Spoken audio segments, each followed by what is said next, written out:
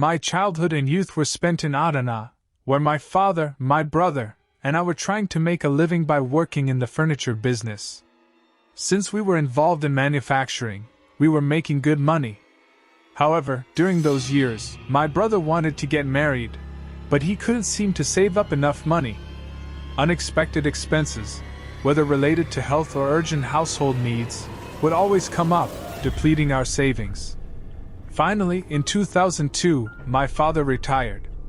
At that time, the accumulated savings were paid out in cash, and my father received about 8 months' worth of his pension.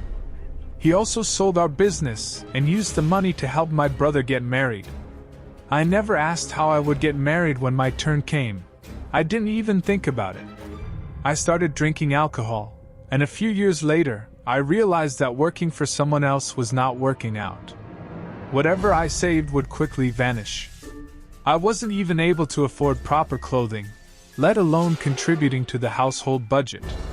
My brother, who was working as a furniture craftsman, could barely support his own family. In 2004, I received a phone call from a relative about a job opportunity in Antalya in the yacht and boat construction industry. They were looking for furniture craftsmen, offering good pay, accommodation, and meals.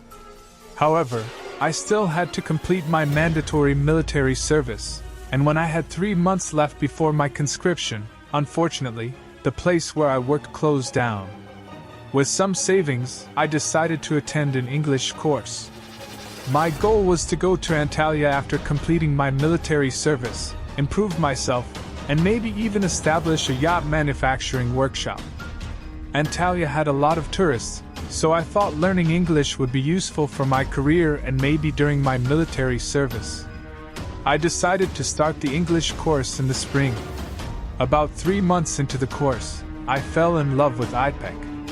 Ipek was so beautiful and both friendly and distant, and she was someone I had believed I could be happy with for years.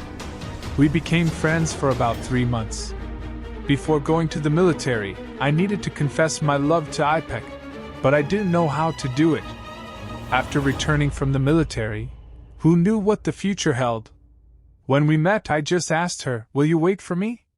She smiled and said yes, and that distant girl came and hugged me. It was the first time in my life that a girl had hugged me, and I was filled with excitement. I went to the military in Ankara. While serving, I kept making plans and dreaming about the future. As soon as I returned from the military, I reunited with Ipek, and our friendship turned into love. I went to Antalya for a few weekends, found a job there, and started working. Indeed, the working conditions in Antalya were better than in Adana. The wages were almost 3 times higher, and we had accommodations and meals provided. I worked for about a year, saving up the money we needed for the wedding. We returned to Adana, had our wedding, rented a house, and carefully selected our furniture. However, I couldn't find work in Adana, so I had to go back to Antalya to support our household. After working there for about a month and a half, I received the joyful news from my wife that she was pregnant, and we were going to have a baby. I started working with even more love and dedication. One of the supervisors at my workplace noticed my dedication and asked, "What's the rush, my boy? Is it love that drives you like this?" I told him that I was going to be a father and that I needed to work harder. He and my colleagues congratulated me.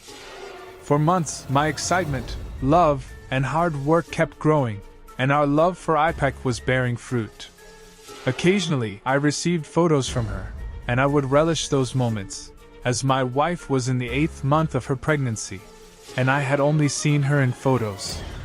The supervisor finally said, "Go to your hometown, my boy. Go to your wife." I immediately boarded a bus, imagining how I would surprise my son and Ipek by looking at the gifts I had bought for them. I couldn't sleep all night, and when I arrived at Adana station in the early morning, my phone rang. It was my mother calling, and I answered. "I hope it's good news." My dear mother, the first thought that came to my mind was Ipek.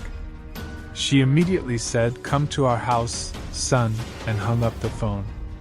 She called again and said, "Son, come home," and hung up the phone. I tried calling my father, but he didn't answer. My mother-in-law was staying with Ipek at home. I tried calling her, but her phone was off. No matter who I called, no one answered. I took a taxi and rushed home. When I arrived, everything was pitch black. The exterior walls, windows, everything was in darkness. My brother-in-law and my brother were there. When they saw me, they hugged me tightly. I had been through so much that I couldn't ask anything. I understood that I had put so much pressure on myself that I had passed out. When I woke up, they were administering a sedative to calm me down. After a while, my parents arrived. Ipek and our unborn child had not survived, and my mother-in-law had tragically perished in the house fire. It was a huge devastation for me. The next day, we buried my wife and our unborn child together. She used to love me so much. She would always call me son. Even though months had passed, I still couldn't pull myself together.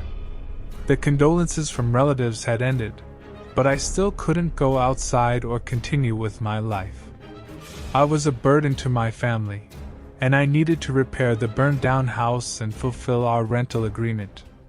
The landlord couldn't say anything in the face of such a tragic situation, but he couldn't afford to repair it either.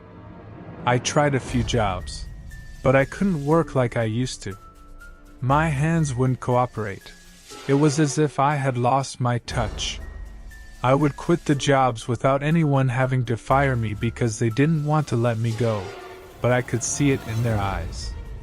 I wanted to return to my job in Antalya, but I needed to get myself together first. I needed to go there and lighten my workload. But no matter where I went, the same things kept happening. I just couldn't seem to pull myself together. I tried returning to Antalya, but unfortunately, I ruined expensive materials there. They paid me my salary and sent me back home. I wandered around unemployed for about 2 months. Then, a friend who had entered politics and secured a good position at the municipality heard about my situation. He politely offered me a job. When he saw that I was having difficulty interacting with people, he asked if I would be willing to work as a cemetery attendant. I agreed. At first, I worked alongside her, another employee who had chosen the night shift for years to avoid interacting with people. He made our tea and coffee in the security booth at the cemetery entrance, and occasionally engaged in conversation when he had the chance. I told him about my experiences, and he revealed that he had chosen the night shift to avoid contact with others for years. We shared the responsibilities of the night shift and sometimes switched to the day shift. Working in the cemetery during the day was fine, but how was it at night? One of the odd things was an elderly man in his 60s, who was part of the night shift team. His hair was snow white, his face was stern, and the area around his eyes was wrinkled. He rarely smiled. One night, he expressed his desire to switch from the night shift to the day shift to work with us. He had been working alone during the night shift for years, and he preferred to avoid people. One night, while preparing our tea and coffee in the security booth, he told us that he had been working at the cemetery for years because he didn't want to deal with others. He said, "I've been waiting for the call to prayer. One night, I saw someone among the graves while walking around with a flashlight, keeping an eye out for grave robbers or unauthorized treasure hunters. I approached cautiously, hoping to find out what they were doing. As I got closer, I realized that the person had seen me and quickly disappeared among the trees. I shone my flashlight, but I couldn't find them again. I tried to run after them, but they were gone, or followed me to the spot. I returned to the security booth, slightly frightened, while her stayed outside. I roamed the cemetery with the flashlight in hand, and in the distance, I saw a fresh grave that had been dug but not yet used. I approached it with increasing heartbeats, trying to see inside. Just as I was about to pass by, I noticed something at the head of the grave. It was very dark, and I couldn't tell if it was someone or something there.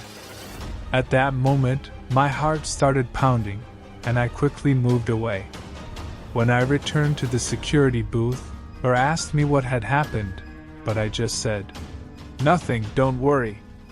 My face had turned pale, and I couldn't even explain what had frightened me. What was I afraid of, after all?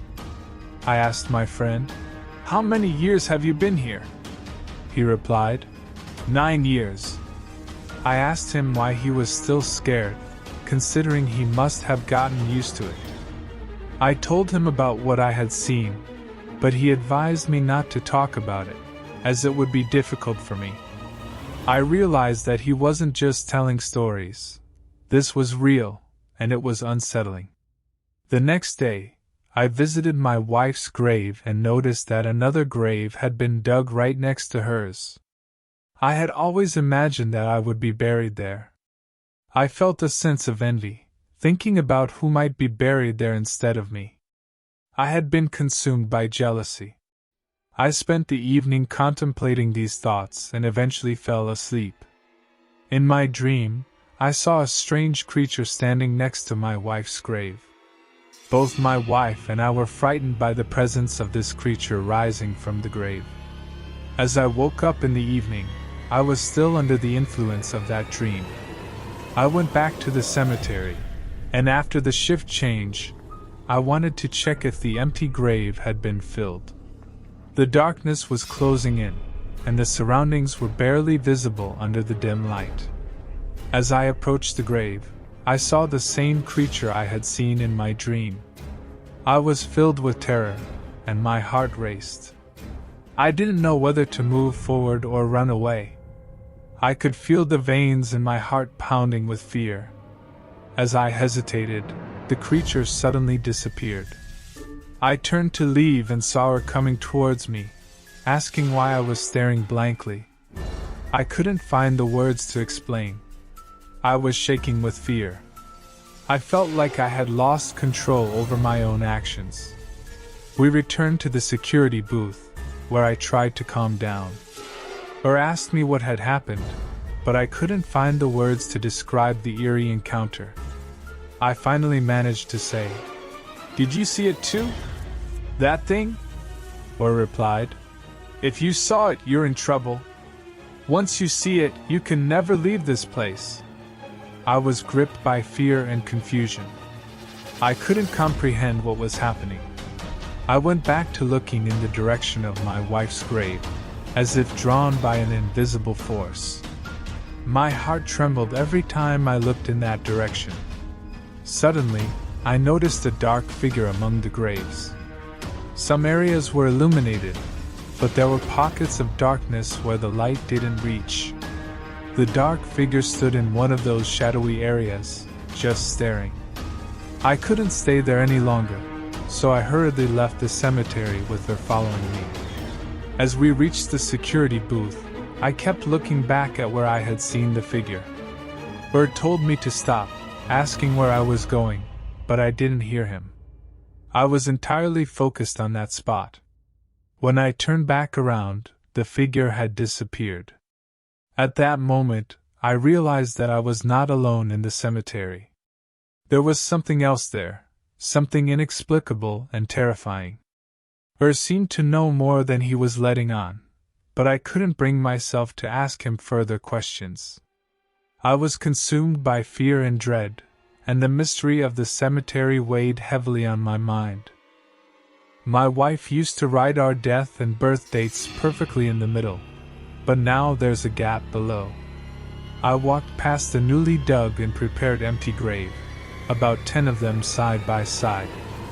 At the last one, there was that creature again, with eyes resembling dungeon darkness and a grim face. My feet felt as if they were nailed to the ground, and I couldn't move. After a while, I slowly turned back and walked away. We had a lot of work to do, but I returned, thinking it was in vain. The reason for the gap might have been the sinking of the soil. As I got closer, my foot slipped, and I fell into the empty grave next to it. I think I hit my head. When I came to, I was inside the grave. When I raised my head, that entity was standing over me, and I thought I was dead. My friend called out to me, and when he approached, the entity suddenly disappeared. My son's voice was coming from nearby. I stood up, looked around. I saw it, and when I tried to jump out of the grave, my friend pointed the flashlight at me, and he had a small panic attack, starting to scream. "Don't be afraid, I'm not dead yet," I said. When I realized it was me, he started yelling. "What are you doing in that pit?" I said I fell, and he came to help me out. I asked myself, why was I so scared? I chuckled a bit, but I was really scared. We walked towards the cabin. I kept looking around, still feeling uneasy. The face of that creature kept coming to my mind. It looked terrifying, but there was nothing I could do. I wandered among the graves, as if determined to confront it. Normally, I might have left this place, but the dream of my wife being disturbed by that thing kept bringing me back. When I arrived at the cabin, I spent the night thinking about what that entity could be. When morning came, I handed over my shift. I went home, took a shower, and lay down in bed. Before falling asleep, I felt like that thing was wandering in my room. It had become such a part of my life that even in my dreams, I was back in the cemetery, encountering it again. However, in one dream, my wife got up from her grave and looked at the tombstone. In the evening, I started thinking about why my wife would get up from her grave. It suddenly occurred to me that my wife wasn't pregnant in my dream. There was no swelling in her belly. How could this be? Perhaps she was buried in a body bag. I couldn't look. Why did I have such a dream? Then I remembered the tombstone. Maybe the reason for the sinking was this. Or was there a creature digging up my grave? In the evening, I went back to the cemetery. My colleague was there, and I asked, "What's going on, buddy? You're on night shifts now." He replied, "Yes, sir, my shift changed, and I think our coworker got a little shaken up from fear." I asked him if I could ask him some questions, and in the late hours of the night, I saw a strange man. I told him about my dream. My wife wasn't pregnant in my dream. Why, I wondered. He replied, "When we found out the gender of the baby, it was going to be a boy." "Did you name him?" I asked. "Yes," he said. "We talked about it. We wanted to name him Sem." After thinking for a while, I decided not to have my unborn son's name engraved on the green tombstone. My wife used to joke about it because our son was also a soul. I talked to the cemetery caretaker, and he suggested I ask one of the visiting stonemasons. I agreed and told my colleague about it. "I see something," I said to him. "Do you see it too?" He wasn't surprised at all. "Yes, so you've seen it too," he replied, turning his face towards me. I wasn't afraid, but we were both trying to understand it. "What is it?" I asked. "Is it the cemetery keeper?" He chuckled and said, "No, it's not us. We are the cemetery caretakers." I asked if they were good or evil, but he didn't know. He said he's a good person, and they wait in their graves. Then, he mentioned a girl named Melek who had been buried. She had undergone intensive treatment for 2 years before passing away. Our angel, as he called her. But about a year ago, he heard screaming coming from her grave. He looked outside, but there was no one there. The last time, as he approached the grave of a recently buried person, he saw the entity again. It wouldn't let him get closer. He heard my wife's screams and cries all night. When morning came, I asked him who it was. I investigated and talked to a few familiar people at the cemetery. It turned out that the person had disguised himself as a religious scholar and had gone crazy, claiming he would write spells and make incense.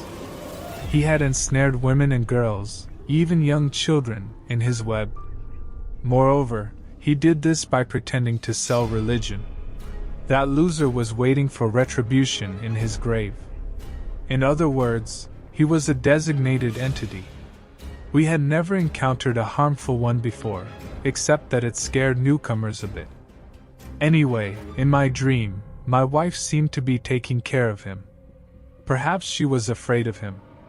That night, I was at ease because my brother was with me.